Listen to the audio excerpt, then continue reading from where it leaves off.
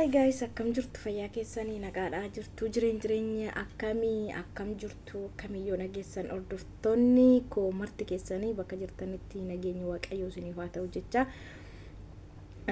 mee akkami hojiin qimamoonni mana maadaamii jirtan marti keessanuu hojiin akkami ana biraa galanni waaqaaf haa ta'u ana biraa bareeda video koo adara share like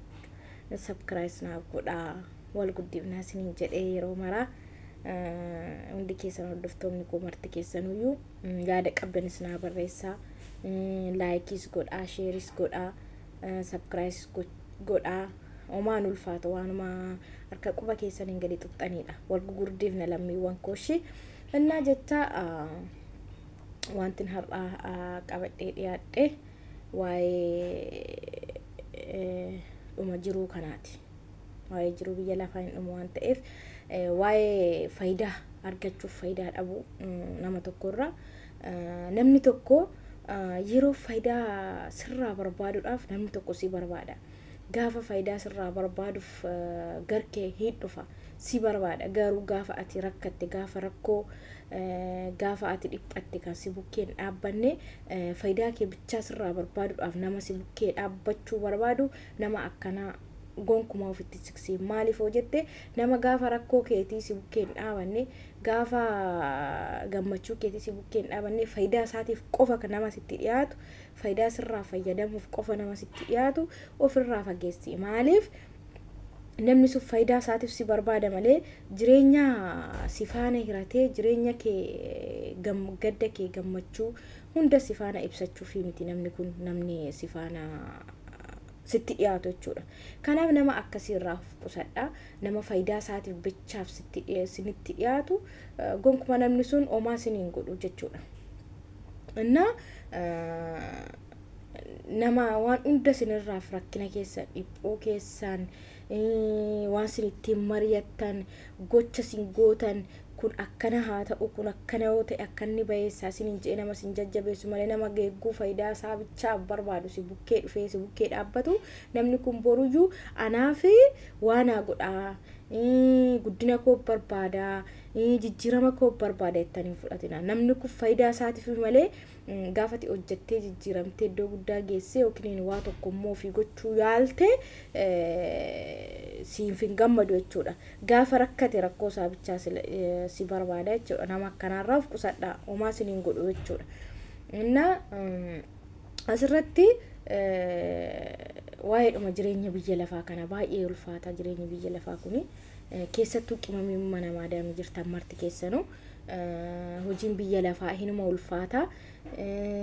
hundi isaatutu ulfaatu danda'aniiti malee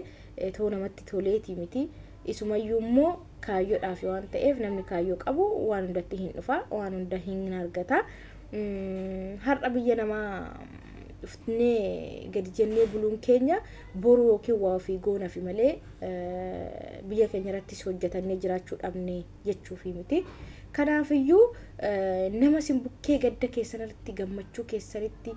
rakkina keessanitti dhiphina keessatti argachuu keessanitti gammadu nama sana faana yeroo mara hirmaadhaa malee nama tokko baqqaatoo si jaalatu riyaa kee ta'e faayidaa isaatiif jecha nama sitti dhufu kana gaafati rakkatte nama sin gaafanne gaafati dheebotti nama sin gaafanne hiriyaa kooti yookiin hiriyaa dhugaati yookiin immoo nama boruuf waan godhu na bukkee dhaabatu ettee hin fudhatini jechuudha maaliif ati soo ta'e sanuma nama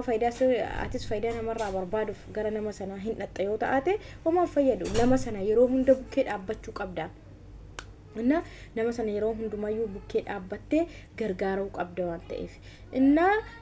nama tokko hiriyaa ta'uun hiriyaa tokko immoo teessistee wal gursitee waan jiru waliin mari'attee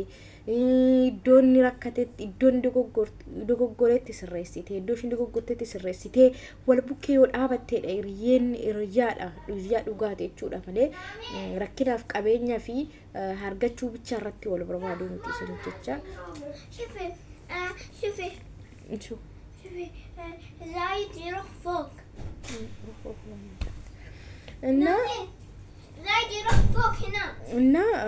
asirratti obboloonni koo hundi keessanuu sinis taanaan faayidaa bichaadhaaf nama hin barbaadina namni biraas immoo faayidaaf kas hin barbaadu hin barbaadina sinis gaafa rakkoo gaafa gaddaa gaafa gammachuu wal bukkee dhaabadhaa sinin jedhaa baay'ee sin jaaladhaa baay'ee sin kabajaa bakka jirtanitti immoo nageenya waaqayyo isiniif haa baay'atu like subscribe share gochuu hin dagatinaa wal guddifnaa wal jajjabeessinaa uumaan ulfaatu maaliif like yoo gootan wanti isinitti ulfaatu hin jiru waan ta'eef viidiyoo koos immoo adaraa amma dhumaatti na dhaggeeffadhaa isin jecha